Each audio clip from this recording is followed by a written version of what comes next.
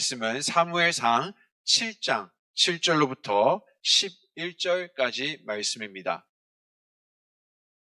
사무엘상 7장 7절로부터 11절 말씀입니다. 이스라엘 자손이 미스바에 모였다 함을 블레셋 사람이 듣고 그들의 방백들이 이스라엘을 치러 올라온지라. 이스라엘 자손들이 듣고 블레셋 사람들을 두려워하여 이스라엘 자손이 사무엘에게 이르되 당신은 우리를 위하여 우리 하나님 여호와께 쉬지 말고 부르시죠. 우리를 블레셋 사람들의 손에서 구원하게 하소서 하니. 사무엘이 젖먹는 어린 양 하나를 가져다가 온전한 번제를 여호와께 드리고 이스라엘을 위하여 여호와께 부르짖음에 여호와께서 응답하셨더라. 사무엘이 번제를 드릴 때에 블레셋 사람이 이스라엘과 싸우려고 가까이 오매 그날에 여호와께서 블레셋 사람에게 큰 은혜를 바라여 그들을 어지럽게 하시니 이스라엘 앞에 패한지라.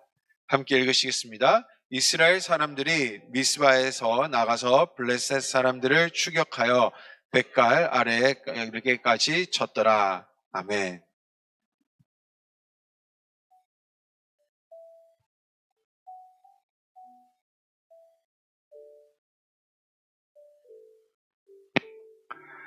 할렐루야. 네, 오늘 주일 예배 오신 성도님들 축복합니다. 잘 오셨습니다. 오늘은 무슨 날이죠?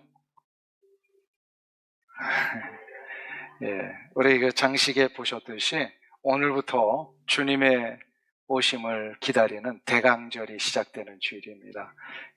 대강절이라고 하는 것은 2000년 전에 오신 예수님 때문에 우리가 구원받은 것을 감사히 여기면서 이 신앙으로 다시 오실 주님을 또한 기다리는 절기입니다. 그래서 대강절은 성탄절의 기쁨과 축복이 먼저 있게 되고요. 또한 우리의 종말론적인 신앙으로 영원한 하나님의 나라를 바라보면서 또 우리 예수님의 재림을 기다리는 그런 우리의 아주 중요한 절기가 시작이 됩니다. 그래서 이번 주부터 시작해서 성탄절까지 우리가 귀한 대강절의 놀라운 축복을 기대하면 좋겠습니다. 그리고 또한 돌아오는 이제 다음 주일 말고 그 두 번째 주일 저녁에 찬양으로의 초대, 세 번째 우리 초대가 있습니다. 우리 할렐루야 찬양대가 오늘 아름다운 찬양 또 이렇게 해주셨는데요. 이번에 귀한 찬양으로 하나님 앞에 영광 돌릴 때에 많은 이웃들을 함께 초대하셔서 또 복된 이 귀한 찬양의 자리로 함께 나아가시는 은혜가 있기를 간절히 소망합니다. 서로를 향해서 한번 축복의 인사 나누실 때 앞뒤 좌우에 계신 분들에게 축하하며 축복해 주시기 바랍니다. 주님의 이름으로 환영합니다.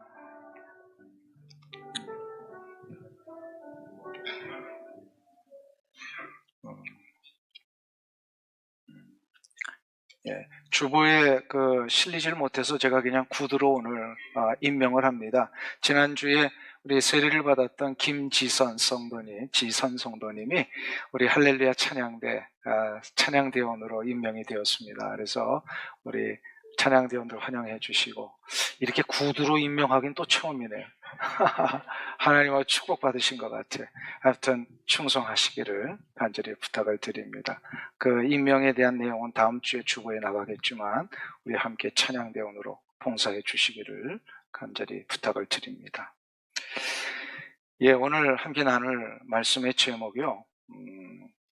부흥을, 승리를 위한 자리까지 나아가는 것. 여기서 부흥이라고 하는 것은 미스바의 부흥입니다. 이 부흥을 통해 회복이 일어났고 영적 갱신이 일어났습니다. 그래서 이 회복과 부흥을 넘어서서 이제는 하나님이 허락하신 놀라운 인생의 승리까지 가는 그런 방법을 우리가 한번 생각해 보려고 합니다. 미스바에 모였던 이스라엘 공동체는 사무엘 선지자의 주도하에서 놀라운 영적 갱신을 이루었다는 것을 우리가 지난 2주 동안 살펴보았었습니다. 이것이 왜 놀라운 일이냐면 300년 동안 한 번도 이런 일이 없었기 때문입니다. 여호수아의 시대가 끝나고 사사 시대가 들어가면서부터 여호수아 시대 이후에 상대같이 지나기도 전에 이스라엘 공동체는 완전히 영적으로 타락을 합니다. 어두운 시간이었어요. 그래서 사사 시대에 계속해서 반복되어 있던 성경의 공통된 구절이 하나 있죠. 사건이 끝날 때마다 자기들 소견에 좋은 대로 하였더라. 자기 하고 싶은 대로 살았다는 거예요. 하나님의 말씀대로 산 것이 아니고 신앙으로 산 것이 아니라 자기들이 그냥 살고 싶은 대로 살았어요. 그러니까 영적으로 어두웠다라는 뜻이에요. 근데 이런 사사시대를 거의 마무리하고 이제 사무엘이 이스라엘 공동체의 지도자로 서게 될 때에 사무엘이 제일 먼저 시작한 것이 바로 미스바로 보여서 영적 갱신을 해야 된다. 영적 갱신에 대한 이야기를 우리가 지난 2주에 살펴보았어요. 이건 아주 놀라운 일입니다. 300년 동안 한 번도 경험해보지 못했던 영적 회복, 부흥. 근데 반드시 영적으로 우리가 부흥을 하고 영적으로 회복이 되고 좋은 신앙의 어떤 일들을 경험하면 반드시 어떤 일이 또 일어나요? 예, 영적인 방해가 일어납니다. 아니나 다를까 이 미스바에 모였던 이스라엘 백성들의 영적 갱신을 못마땅히 여기고 방해하려고 하는 움직임이 시작이 됩니다. 7절이 바로 그거예요. 오늘 본문 7절이 그걸로 시작을 해요. 같이 읽겠습니다. 이스라엘 자손이 미스바에 모였다 함을 블레셋 사람들이 듣고 그들의 방백들이 이스라엘을 치러 올라온지라 이스라엘 자손들이 듣고 블레셋 사람들을 두려워하여 20년 동안 블레셋 사람들은 잠잠했어요. 이스라엘 공동체를 건들지 않았어요. 근데 20년 만에 치러 올라왔습니다. 왜요? 이스라엘이 지금 영적으로 뭔가 새롭게 일어나려고 하니까 가만두고 싶지 않았던 거예요. 이런 모든 영적인 방해와 공작에는 궁극적으로 뒤에 누가 숨어 있어요? 마귀가 숨어 있는 거예요. 마귀는 언제나 우리 성도들이 영적으로 시작이 되고 회복이 되고 영적으로 부흥하는 거예요. 이걸 못 봐주는 거예요. 악한 마귀잖아요. 그래서 영적인 일이 일어날 때 늘 마귀의 방해가 있습니다. 아마도 뒤에서 블레셋을 조종하고 충동질해서 이스라엘을 침공하게 만들었던 것 같아요. 갑작스러운 이 전쟁이 일어나자 이스라엘 백성들이 다급해졌습니다. 이스라엘은 당시에 청동기 문화 생활을 했어요. 청동기 문화가 뭐죠? 모든 기구나 무기가 다 구리로 된 거예요. 동으로 되어 있어요. 그러니까 칼도 동이에요. 구리 칼이에요. 반면에 블레셋은요, 철기 문화를 소유했던 나라입니다. 앞서갔던 나라예요. 강력한 나라였어요. 당시에 철로 만든 이 수레, 그 전차까지 있었던 나라가 바로 이 블레셋 군대입니다. 한번 보세요. 구리로 만든 창과 칼을 든 이스라엘과 철로 강력하게 만들어진 이런 블레셋 군대가 싸우면 누가 이길까요? 그럼 분명히 불보듯 뻔합니다. 블레셋이 이기는 전쟁이에요. 요때가 중요합니다. 영적으로 갱신하고 회복돼서 뭔가 이렇게 좀 하나님 앞에 바로 서려고 했을 때 이러한 강력한 도전과 공격이 올 때 요때 판단 잘해야 돼요. 결단 잘해야 돼요. 회복과 부흥을 방해하는 영적인 방해가 일어날 때 이거를 어떻게 물리칠 수 있느냐? 오늘 본문에 보면 3가지 방법을 가르쳐 줍니다. 아주 중요한데 이거를 꼭 기억하시면 좋겠어요. 첫 번째 방법이 뭐냐면 모든 우리의 삶에 일어나는 당면한 문제들을 영적으로 해석할 줄 알아야 돼요. 이게 제일 중요한 부분. 영적으로 해석하면 그 문제를 영적으로 해결하기 위해 나가야 되잖아요. 영적으로 해결하는 방법은 유일한 방법 하나밖에 없습니다. 이 문제를 우리의 영이신 하나님에게로 가져가야 합니다. 한번 따라하겠습니다. 당면한 문제를 영적으로 해석하고 그 문제를 하나님 앞으로 가져가라. 이게 영적인 회복과 갱신과 신앙의 길을 걸어가려고 하는 성도들에게 이 공격이 올 때 이걸 해결하는 첫 번째 방법이에요. 이스라엘 백성들은 블레셋 공격 앞에 전에 같았으면 어떻게 했을까요? 실망하거나 또 인간적인 방법을 자꾸 찾으러 부통분서주 했을 것입니다. 그런데 지금 오늘 본문에 보니까 전과는 전혀 다른 결단을 합니다.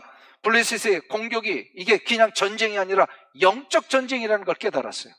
영적으로 해석을 했어요.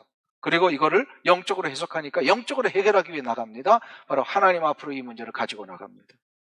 그리고 가지고 나가서 끝까지 하나님만을 붙들며 하나님이 해결해 주실 것을 요청하고 나아갑니다. 이것이 회복과 영적인 갱신과 부흥을 맞이한 우리 성도들, 이걸 끝까지 승리의 삶으로 연결하는 길입니다. 자꾸 반복해야 돼요. 우리 외워야 돼요. 어떻게 알아?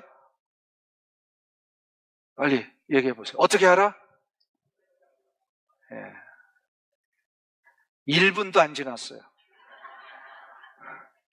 당면한 문제를 어떻게 해석하고 영적으로 해석하고 그 문제를 하나님 앞으로 가져가요. 믿으십니까? 이렇게 했더니 어떤 일이 벌어졌어요? 오늘 본문에 이 전쟁의 상황을 완전히 반전시키십니다. 하나님께서 우리를 바라셨어요. 이 우리의 소리, 천둥번개 소리가 얼마나 컸는지 블레셋 군대의 사람들이 이 소리 듣고 무서워 벌벌벌 떨고 혼비백산에서 도망칩니다. 큰 승리를 합니다. 아주 놀라운 일입니다. 이러한 승리를 얻었던 아주 중요한 비결, 이 문제를 영적으로 해석하고 이 문제를 하나님 앞으로 가져가야 합니다. 근데 하나님 앞으로 가져갈 때에 우리가 갖춰야 될 아주 중요한 영적인 자세가 하나 더 있어요. 그게 뭐냐면 하나님을 전적으로 신뢰하고 믿어야 합니다. 이 문제를 가져가며 해결해 주실 것을 믿어야 돼요. 해주실까? 안 해주실지도 몰라. 주저주저 하면 안 돼요. 전적으로 믿고 맡겨야 합니다. 오늘 본문에 보면 이 우리의 삶에도 연관되는 일인데요. 영적으로 갱신하고 또 회복이 일어나고 정말 이렇게 다시 한번 추스려서 일어나서 하나님이 원하시는 신앙의 길을 걸어가려고 할 때에 반드시 누가 있다 그랬어요? 이 문제를 방해하는 마귀의 그 공격이 있다고 그랬어요. 이거를 잘 이해를 못하면 사람들이 예수 믿는 신앙생활 할 때 어떤 이야기를 하냐면, 아니 예수 믿으면 잘 돼야 되는데 왜 내 예수 믿고 나서 이렇게 자꾸 힘든 일이 또 발생하지? 이러한 표현을 우리 입에서도 한 적이 있다 없다? 있어요 없어요? 솔직히 고백해 보세요.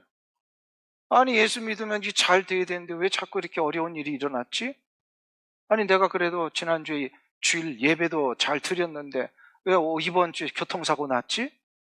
이런 어떤 의문을 들 수가 있다는 겁니다. 이러한 의문이 나오는 것은 조금 이해는 할 수 있어요. 이게 뭐 완전히 이게 불신앙이다 이런 것은 아니에요. 이게 하나님의 그 오묘한 섭리를 우리가 미처 다 이해하지 못할 때 올 수 있는 우리의 한계예요. 자, 그럴 때 이때에 아주 중요합니다. 이러한 말이 나올 만한 상황에서 우리가 어떻게 결단하느냐가 중요한 거예요. 어떻게 결단하느냐에 따라 내가 얻은 지금 회복과 치유와 이 놀라운 영적인 갱신의 상황이 승리로 연결되느냐 아니면 또다시 그냥 주저앉아 버리느냐, 이게 결정이 됩니다. 보통 문제가 발생되면 사람들은 어떻게 되죠? 아니 예수 믿는데 왜 이런 일이 일어나지? 하면서 이 문제 해결할 유능한 사람부터 찾아요. 이게 보통 사람들. 그게 다 전화기 붙들고 있잖아요. 전화기 이렇게 쫙 찾아보면서 요 사람이 해결해 줄까? 저 사람이 해결해 줄까? 이 문제를 해결할 유능한 전문가는 누구일까? 근데 이스라엘 백성들은요, 옛날 같으면 그랬다는 거예요. 20년 전만 해도요. 그런데 지금은 그렇게 안 합니다. 어떻게 했어요? 저들은 사람 찾지 않고 바로 하나님께로 이 문제를 가져갔습니다. 오늘 8절이 그 이야기를 하는 거예요. 다시 한번 8절을 보세요. 다 같이 한 목소리로 읽겠습니다. 이스라엘 자손이 사무엘에게 이르되 당신은 우리를 위하여 우리 하나님 여호와께 쉬지 말고 부르짖어 우리를 블레셋 사람들의 손에서 구원하시게 하소서. 사무엘 선지자를 찾아가서 뭐 해달라는 거예요? 상담을 하지 않았습니다. 사무엘 선지자, 당신이 이제 지도자니까 알아서 해결하세요, 이렇게 하지 않았단 말이에요. 사무엘 선지자의 가장 중요한 역할이 뭐라고 하는 것을 알았어요? 하나님 앞에 이 문제를 가져가면 하나님은 사무엘의 그 간구를 통하여서 이 문제를 해결하신다는 걸 알았어요. 이스라엘 백성들이 달라졌습니다. 20년 전하고요. 전쟁으로 이거는 맞설 상황이 아니라는 걸 알게 됩니다. 영적이라는 것을, 영적인 일이라는 것으로 해석했잖아요. 20년 전에는 저들이 어떻게 했습니까? 이런 상황, 또 동일한 전쟁이 일어났었어요. 동일한 전쟁 앞에 저들은요, 하나님 앞에 묻지도 않고 그냥 무기 들고 나가서 싸웠댔어요. 그랬더니 어떻게 됐어요? 전쟁에 크게 패합니다. 모든 거 다 빼앗기고 그 저들이 가장 중요한 언약궤까지 뺏겼잖아요. 20년 전. 그러나 이제는 그렇게 하지 않았습니다. 전쟁을 영적인 일로 해석했습니다. 그리고 영적으로 해석하면 이때가 중요하다는 거예요. 하나님을 전적으로 신뢰하고 맡기느냐, 아니면 사람 찾아가서 유능한 사람에게 이 문제 의논하고 이 문제 해결하기 위해서 막 분주하게 다니느냐. 어떤 거예요? 1번이에요, 2번이에요? 1번이 뭐예요? 예, 하나님 앞에 이 문제를 맡기느냐. 전쟁이 아무리 승산이 없어 보여도요, 하나님이 함께 하시면 이 전쟁은 완전히 반전됩니다. 어떻게 이스라엘 백성들이 20년 만에 이게 확 달라졌다고요? 바로 우리 지난 2주 동안 살펴본 미스바에 모여서 저들이 뭘 했는지를 우리가 알면 합니다. 저들이 뭘 어떻게 했어요? 회개를 먼저 했잖아요. 영적으로 완전히 자신을 비우고 회개하고, 그리고 모두가 다 마음을 모아서 하나님 앞에 서는 이 훈련을 이미 받았어요. 그렇기 때문에 모든 문제를 영적으로 해석하고 해결할 줄 아는 이 놀라운 결단들이 일어납니다. 그래서 제대로 회개하고 제대로 하나님 앞에 서 보면 하나님을 신뢰하게 돼 있어요. 하나님을 믿게 돼 있어요. 하나님을 믿는 자들에게는 나타나는 아주 중요한 증거가 있습니다. 하나님 믿는 자들, 하나님을 믿으면 뭘 따라요? 말씀을 따르게 되어 있습니다. 여러분은 하나님을 믿고 신뢰하며 하나님을 붙들고 가십니까? 아까는 다 한다고 그러더니 지금 왜 안 한다? 그럼 그게 진짜 하나님 붙들고 가는 것이 맞는지를 나타나는 이 증거들이 뭐예요? 말씀 순종하느냐.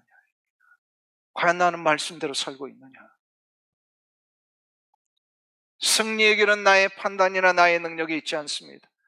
어떨 경우에는 이거 참 판단하기 힘들 때가 있어요. 이 상황에서 내가 어떤 결정을 해야 될지 좀 애매할 때가 있어요. 이럴 때마다 우리는 언제나 말씀의 기준 위에 서야 됩니다. 말씀이 뭐라고 하시는지, 그러면 분명하게 이 판단 제대로 할 수가 있어요. 그것을 시편 19편에서 다윗이 이렇게 우리에게 선언하고 있잖아요. 그 유명한 말씀, 우리 다 같이 한 목소리로 시편 19편 7절부터 8절까지 봉독합니다. 여호와의 율법은 완전하여 영혼을 소송시키며 여호와의 증거는 확실하여 우둔한 자를 지혜롭게 하며 여호와의 교훈은 정직하여 마음을 기쁘게 하고 여호와의 계명은 순결하여 눈을 밝게 하시도다. 할렐루야. 하나님의 말씀, 율법, 계명, 교훈 이런 4가지의 표현을 했는데 이 4가지의 표현 속에 나타나는 놀라운 4가지의 축복을 얘기를 합니다. 그 4가지의 축복이 다시 한번 보세요. 7절에 여호와의 율법은 완전하여 우리의 영혼을 어떻게 한다고요? 소송시키며. 영혼이 다시 한번 일어나고 회복되면 이제 모든 게 다 해결됩니다. 근데 여호와의 증거, 여호와의 말씀은 확실하여서 우리를 어떻게 한다고요? 지혜롭게 합니다. 지혜롭게 하니까 판단이 되는 거예요. 무엇을 선택해야 될지 가게 되고 앞길이 무엇인지를 보게 됩니다. 근데 여호와의 교훈은 정직하여 우리의 마음을 어떻게 해요? 기쁘게 합니다. 우리가 즐겁고 기쁘고 평강이 넘쳐나면 이건 이제 모든 거 다 이긴 거예요. 아멘.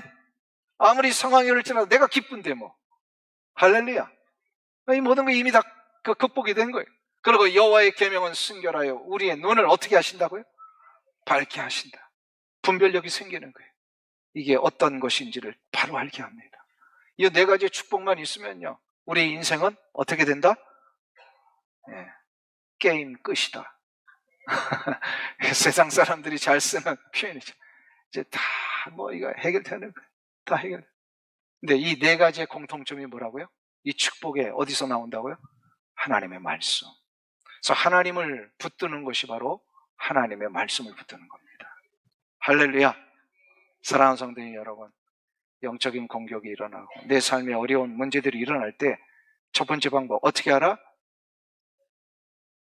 모든 것을 내게 닥쳐진 당면한 문제를 어떻게 해석하고 영적으로 해석하고 이 문제를 하나님께로 맡겨야 됩니다. 가져가야 합니다. 근데 2번째 방법이 오늘 나와요. 오늘 본문에 보면 이런 방해와 공격이 있을 때에 우리는 온전한 예배를 회복해야 합니다. 한번 따라하겠습니다. 온전한 예배를 회복하라. 예배를 드릴 때에 그냥 드리는 것이 아니라 온전한 예배를 드려야 되고, 이것을 우리가 그냥 예배를 아무런 생각 없이 드리기를 시작했다면, 이제는 이 예배의 진정한 은혜와 축복의 자리로 우리가 다시 한번 일어나야 돼요. 회복해야 돼요. 오늘 9절을 보세요. 사무엘이 이스라엘 백성들과 그 일을 시작을 합니다. 우리 다 같이 한 목소리로 봉독합니다. 사무엘이 젖 먹는 어린 양 하나를 가져다가 온전한 번제를 여호와께 드리고 이스라엘을 위하여 여호와께 부르짖음에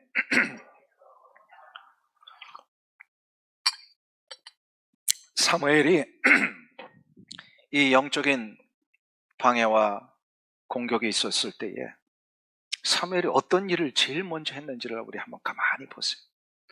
전쟁이 일어나면 지도자는요, 대부분 어떤 일을 하냐면 이 전쟁을 어떻게 막을 것인가, 이것을 위해서 작전을 어떻게 세워야 되고, 이러한 상황 속에 적재적소에 지도자가 장군들을 어떻게 세우고 어떤 무기를 준비하고, 이런 것이 실은 지도자가 대부분 생각하는 첫 번째 방법입니다. 이런 걸 잘하는 지도자를 유능한 지도자라고 세상은 말합니다. 그런데 300년 동안 영적으로 어두워졌던 이스라엘의 역사 속에 하나님이 가장 기뻐하시는 지도자로 세움받은 사무엘은요, 놀라운 지도자였어요. 그런데 그 놀라운 지도자, 능력 있는 지도자가 뭘 먼저 했다고요? 사람들 정비해서 능력 있는 전쟁 준비를 한 게 아니라 하나님 앞에 제사를 드렸다는 거예요. 전쟁이 지금 막 일어나고 막 쳐들어오고 있는데 제사를 드렸어요. 진정한 제사를 드렸어요. 그게 바로 뭡니까? 오늘 본문에 온전한 제사를 드렸다. 온전한 제사라가 다 무슨 뜻이에요, 이게? 이건 온전한 제사라고 하는 것은요, 온전한 번제를 드렸다. 그러니까 다 태워드렸다. 그런 뜻이에요. 하나님이 받으시는 제사는요, 하나도 남김없이 다 태워드리는 제사를 기뻐하십니다. 그래서 번제 때 다 태우게 하십니다. 남김없이 태우십니다. 이것이 바로 예배의 아주 중요한 원리입니다. 예배를 드릴 때 나 자신을 온전히 다 태워드릴 때 그게 온전한 예배가 되는 거예요. 예배 시간만큼은 하나님께 나의 모든 것을 남김없이 드려야 합니다. 만일에 남기잖아요, 그건 온전한 예배가 아니에요. 온전한 제사가 아니에요. 내 인격을 온전히 다 태워서 하나님 앞에 나아가야 합니다. 태운다는 건 뭐예요? 없애버려야 된다는 뜻이에요. 나의 성격, 기질도 어떻게 해야 돼요? 예배 때는 예배 드리러 나올 때는 나의 기질과 성격도 다 좀 태워버리세요. 태워야 돼. 예배 드려 왔는데도 막 그냥 자기 하고 싶은 대로 기질 다 발휘하고 막 소리 내고 이런 사람들 있잖아요. 이 자리는 없습니다. 오해하지 마세요. 그러면 안 된다는 거예요. 이게 온전한 예배라고 하는 것은 나의 성격도 태워야 돼. 그런 나의 인생과 삶도 다 태우고, 하나님이 요구하시는 대로 시간과 물질도 다 태우고, 생각까지도 태우고, 자존심, 인간적인 수단, 세상적인 계산, 이런 거를 다 태워야 온전한 번제, 온전한 예배가 됩니다. 온전히 드릴 때, 온전한 번제, 온전한 예배를 드릴 때 하나님이 어떻게 하십니까? 그 예배를 받으시고 드디어 그 예배의 현장, 그의 인생 속에 임재하시며 개입을 시작을 하십니다. 오늘 보면 10절을 보세요. 어떻게 개입을 하셨다고요? 10절 같이 읽겠습니다. 사무엘이 번제를 드릴 때에 블레셋 사람이 이스라엘과 싸우려고 가까이 오매 그날에 여호와께서 블레셋 사람에게 큰 우레를 발하여 그들을 어지럽게 하시니 그들이 이스라엘의 앞에 패한지라. 인간적으로 보면, 군사력으로 보면 이거 이길 수 있는 전쟁 아니라 그랬잖아요. 철기 문화와 청동기 문화 싸우면 이건 당연히 철기 문화가 이기게 돼 있어요. 하나님은요, 칼 쓰는 전쟁이 아니라 뭘 사용하셨어요? 하늘의 우레를 사용을 하십니다. 생각지도 못한 방법으로 역사하시는 거예요. 온전한 예배를 드리면요, 내 생각을 뛰어넘는 놀라운 하나님의 역사가 임재하십니다. 하나님이 개입하십니다. 하나님이 개입하시면 아까 뭐라고요? 세상 말로 게임? 하나님이 개입하시면 이제 모든 게 다 해결되는 거예요. 하나님은 예배를 기뻐하시고요. 예배하는 자의 인생에 길을 여세요. 예배가 중요해요. 예배를 소홀히 여기면 안 돼요. 특별히 이 주일 예배는 굉장히 중요합니다. 시간 되면 나와서 예배 드리고 안 되면 안 나오고 이러면 안 된단 말이에요. 이 예배를 드리는 자를 하나님 기뻐하시는데, 지금부터 한 20여 년 전의 일입니다.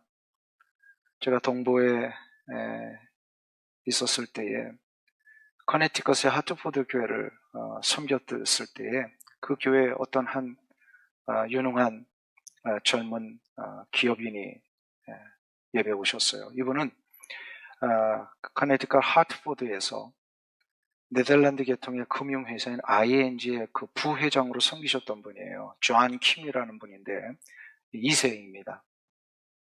이분의 집은 뉴저지에 있는데 그 직장은 하트포드로 되어 있으니까 이게 굉장히 먼 거리거든요. 차로 오면 한 3시간 이상 가야 되는 거리예요.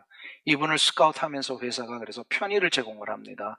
헬리콥터를 출퇴근용으로 제공을 했어요. 그래서 뉴저지에서 이제 하트포드까지 3시간 드라이빙 거리를 헬리콥터를 타고 오니까 20분도 안 걸리더래요. 그래서 이제 그렇게 매일 출퇴근하는데 이분의 아버지가 제가 섬겼던 그 교회에 다니고 계셨어요. 그래서 어느 날 보니까 이 존 킴 부회장님이 자기 아버지를 만나기 위해서 교회에 오신 거예요. 그래서 같이 예배를 드리셨는데 그날따라 하나님이 그분에게 역사를 하셔가지고 이 존 킴 부회장님이 굉장히 은혜를 많이 받으셨어요. 그래가지고 이제는 이제 돌아갔는데 다음 주에도 또 오는 거예요. 그리고 계속해서 또 오고. 그래서 제가 끝나고 나서 좀 여쭤봤어요. 아유, 이렇게 먼 거리를 어떻게 오십니까? 주말에는 헬기 타고 오는 게 아니고 드라이빙해서 와야 되잖아요. 회사 일이 아니니까. 그래서 3시간을 드라이빙 해가지고 예배 드리러 오고 또 3시간 예배를 끝나고 또 돌아가야 하고 이걸 매주 하시길래 이렇게 먼 거리를 운전해 오시니까 참 피곤하시죠.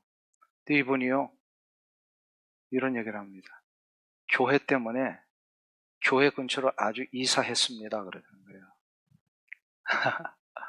뉴저지에서 헬기를 타고 주중에 자기 회사로 가면 20분밖에 안 걸리는데 커네티컷으로 이사 오니까 그 헬기를 띄울 수 있는 그 공간이 없는 거예요. 그래서 커네티컷 자기 집에서 자기 집까지 1시간 드라이브를 해서 가시는 거예요. 자기 집에서 회사까지 1시간 걸리는 그런 일을 교회 예배 드리기 위해서 그 편의를 포기한 겁니다. 이게 굉장한 포기 아니에요? 이분의 그 헌신과 노력을 하나님 앞에 예배의 자리를 위하여 나가기를 시작하자 하나님이 이분의 삶에 개입을 시작을 하십니다. 이분에게 길을 여시는데 그냥 그 한 회사의 경영인으로서의 역할로 끝나는 게 아니라 이분이 전 미주에 있는 금융계에 일을 맡기시는데 매주 화요일 저녁마다 뉴욕 주식시장의 시황을 설명하고 안내하는 고정 출연자의 일을 시작으로 이 미국 전체에 금융계에 큰 영향력을 끼치는 분으로 하나님이 인도해 내시더라고요. 제가 그때 이분을 보면서 하나님이 예배를 받으시면 길이 열리는구나. 막혔던 담은 칼과 창으로 나서서 싸운다고 될 문제가 아니구나. 막혔던 인생의 문제는요, 예배로 해결을 하는 거예요. 예배를 온전히 하나님 앞에 드리니까 하나님이 그의 인생의 문제를 해결하시는 거예요. 힘들고 어렵고 낙심될수록 사람들은 뭐부터 중단해요? 힘들고 어려울수록, 피곤할수록 사람들은 뭐부터 중단해요? 빨리 여러분들이 옛날에 했던 거 조금 멀다고, 조금 안개가 낀다고 예배를 이 자리로 오는 것을 쉽게 중단해 버린단 말이에요. 근데 오늘도 보니까 저 멀리서 오시는 우리 성도님 가정이 안개를 헤치고 여기까지 오신 거예요. 아침에 오늘 이 지역은 없었습니다만 그 먼 곳에는 안개가 짙었대요. 안개를 헤치고 하나님은 그 예배를 드리기 위하여 나오는 헌신과 결단, 하나님 기뻐하실 겁니다.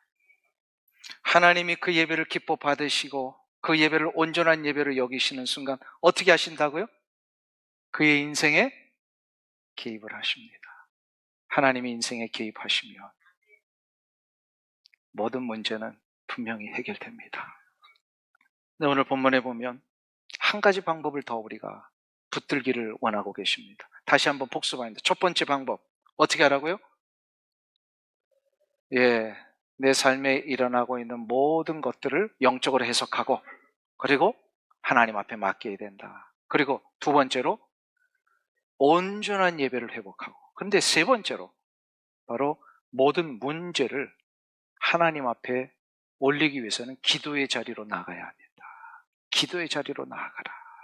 우리 9절 후반절을 보세요. 거기 보시면 이스라엘을 위하여 여호와께 부르짖음에 여호와께서 응답하셨더라. 이스라엘을 위하여 사무엘이 부르짖기를 시작을 합니다.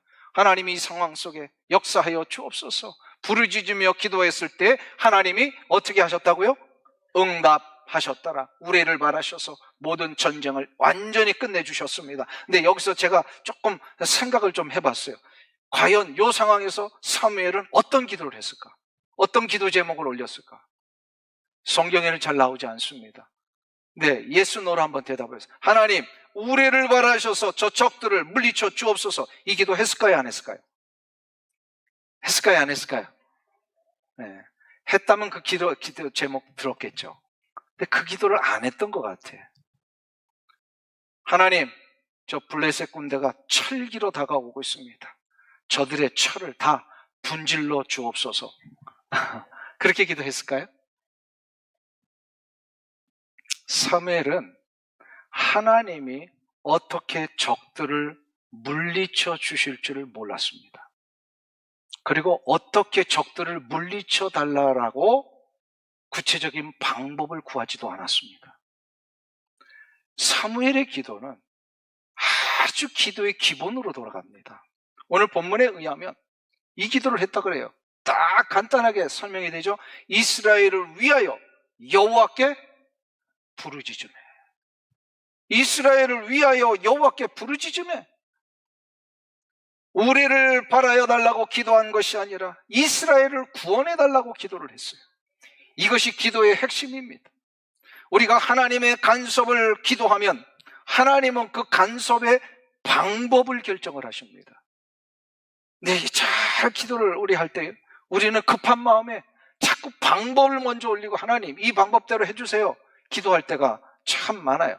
그런데 불가항력적으로 이 문제 아니면 이 길 아니면 내가 갈 데가 없다라고 했을 때 우리가 그 기도를 할 수 있어요. 그 기도가 뭐 잘못된 기도라는 게 아닙니다. 그런 기도도 하나님은 들으십니다. 그런데 더 놀라운 성숙한 기도, 더 놀라운 능력의 기도는 어떻게 하는 겁니까? 방법을 구하는 게 아니라 하나님의 능력의 임재하심, 역사하심을 구하는 거예요. 만일에 이게 이제 그 청교도 목회자였던 존 헌터라고 하는 목사님이 이런 얘기를 하세요. 우리가 만일에 어떠한 방법을 자꾸 구체적으로 내가 만들어 놓고 기도를 한다. 그거는 어떤 거냐면 하나님을 제한하는 것이다. 이런 얘기를 합니다. 그래서 그 책 제목이요. 하나님을 제한하지 말라. 이런 책 제목을 썼어요. 이게 뭐냐면 다 우리가 그냥 이렇게 저렇게 이렇게 다 만들어 놓고 하나님 앞에 인준받는 거예요. 하나님 결제해 주세요. 이런 기도를 하면 안 된다는 거예요. 그 존 헌터 목사님에 의한. 하나님은 우리의 생각을 뛰어넘은 전능하신 하나님이시잖아요. 내가 생각한 방법보다 더 놀라운 방법을 다 준비하실 수 있는 분이시잖아요. 그러니까 우리는 어떻게 해야 됩니까? 하나님, 이 상황을 해결해 주시옵소서. 이거를 우리 쉬운 한국적인 정서의 뉘앙스에 맞는 걸로 조금 번역을 하면 합니다. 하나님, 알아서 해 주시옵소서. 우리는 어떻게 해야 될지 모르잖아요. 이때 기도하는. 그 미국 사람들이 제일 이해 못하는 게 이 표현이래요. 번역이 안 되는 표현. 알아서 해 주십시오. 이거 통역이 안 된대요. 도대체 이게 뭘 어떻게 어떤 뉘앙스로 이거 통역해야 됩니까? 우리 영어 잘하시는 분이 있으시면 알아서 해주십시오. 이거 어떻게 미국어로 번역합니까? 그런데 하나님은 알아들으세요. 그래서 우리 한국 사람들의 기도를 빨리 응답하시는 것 같죠. 이런 거 있잖아요. 우리가 구체적으로 우리 자녀들을 위해 기도. 하나님, 이 아이는 의사입니다. 이 아이는 회계사입니다. 이렇게 딱 정해놓고 우리가 기도를 하잖아요. 그러면 그런 기도 들으세요, 안 들으세요?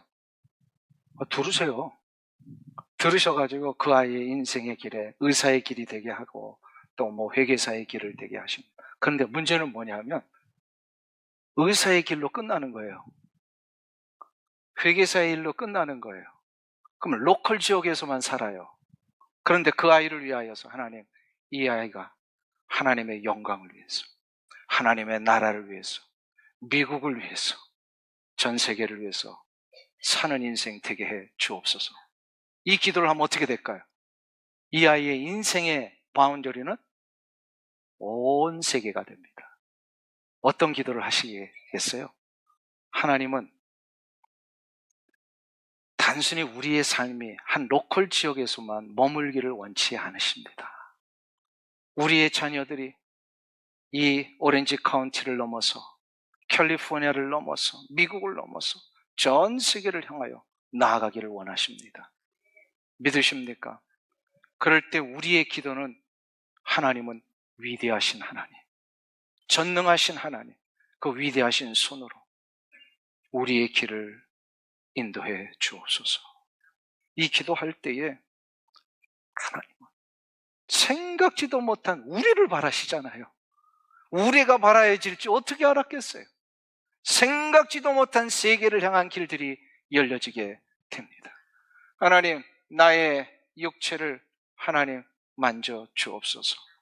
기도하면요, 생각지도 못한 의사 선생님 만나게 하시고, 생각지도 못한 병원을 만나게 하시고, 생각지도 못한 놀라운 하나님의 치유의 역사를 경험하게 하십니다. 믿으십니까? 저는 사무엘이 이 기도를 했다고 믿습니다. 하나님은 위대하시기에 이스라엘을 구원하시는 하나님이심을 믿습니다. 그러니까 구원을 믿으니까 어떻게 해요? 그 놀라운 우레를 바라시죠.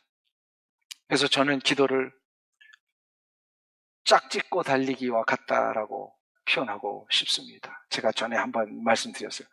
어린 시절에 초등학교, 국민학교 때 제일 운동회만 되면 제일 재밌는 게 뭐냐면요, 짝짓고 달리기예요. 그 반에서 제일 달리기 잘하는 육상 선수와 제일 못하는 아이가 딱 출발선에 섰는데 누가 이길까요? 당연히 보면 육상 선수가 이기잖아요. 그런데 그걸로 달리기가 끝나는 게 아니에요. 짝짓기는 중간에 가면 반드시 종이를 펴게 돼 있어요. 그래서 자기 짝이 누군지를 찾아서 달려야 돼요. 근데 육상 선수가 종이 폈는데 할머니 나오면 어떻게 돼요? 걔는 뛰지를 못하는 거예요. 근데 제일 운동 못하고 달리기 못하는 애가 딱 폈는데 체육 선생님 나왔다. 어떻게 달리다가 선생님이 어떻게 돼요? 답답하니까 너 내 등에 업혀. 그래가지고 손살같이 달려서 1등을 합니다. 기도가 꼭 이와 같은 거예요. 하나님의 등에 업혀가는 거예요. 나의 능력, 나의 재간, 나의 어떤 계산, 이게 중요한 게 아니에요. 하나님의 전능하심에 업혀서 내가 가느냐, 바로 하나님 앞에 기도의 자리로 나아간다라고 하는 것은 나를 내려놓고 하나님의 등에 업히는 겁니다. 하나님의 등에 업히는 순간 우리의 삶은 아무리 어려운 일이, 힘든 일이 있어도요, 다 해결되고 승리의 그 지점으로 결국 가게 되어 있습니다. 이 은혜가 있기를 축원합니다. 다시 한번 우리 정리하고 마치죠. 첫 번째로 모든 문제를 어떻게 해요? 영적으로 해석하고 하나님 앞에 맡기고, 두 번째로 무슨 예배? 온전한 예배를 회복하고, 세 번째로 기도의 자리로 나가라. 기도의 자리로 나간다는 것은 하나님의 등에 업히는 것입니다. 잊지 마시고 여러분의 삶의 어려움과 장애물과 고난의 문제를 다 이기며 이번 2025년도 연말을 맞이하시는 여러분들 되실 주 이름으로 축원합니다. 기도하겠습니다.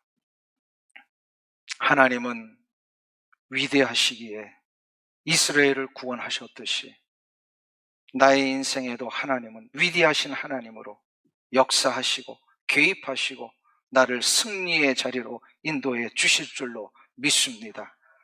우리는 부족하여서 이 상황을 어떠한 방법으로 해결할지를 모릅니다. 하나님은 이미 방법을 갖고 계시는 줄 믿사오니 하나님은 나의 삶을 어떻게 인도하여 되시는지 알고 계시는 줄 믿사오니 하나님 앞에 모든 것을 맡깁니다. 우리 사랑하는 성도들 영적으로 해석하게 하시고 하나님 온전한 예배를 회복하게 해주시고 하나님의 그 놀라우신 능력의 등에 업혀 달려감으로 날마다 승리의 역사를 경험하는 우리 성도들 되게 하여 주시옵소서. 예수님의 이름으로 기도하옵나이다. 아멘.